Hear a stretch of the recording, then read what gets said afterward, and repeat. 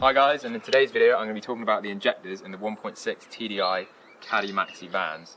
The injectors are known to have a common fault, which I didn't know about when I bought the van, but since owning it, being on the forums and Facebook groups, I found out that the old injectors are problematic to fail. I think it was an electrical problem. I'm not an expert, so I don't really know. But I found out with the old injectors, the model number ends in B and the replacement ones end in S. So looking at mine, I found out all of my injectors are the old ones, and none have been replaced yet.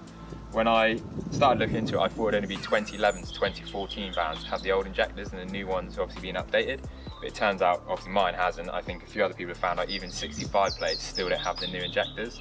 So, and pretty much there's a common fault, so they were designed poorly and they fail on the roadside. You know, drive along, they'll just fail, your car goes into limp mode and you have the little glow plug and engine management light come on. If one injector goes, they all tend to go. And it seems to be that it's about £300 to £700 depending where you get repaired for each injector, so it's a huge cost because of VW putting these poor injectors into the engines.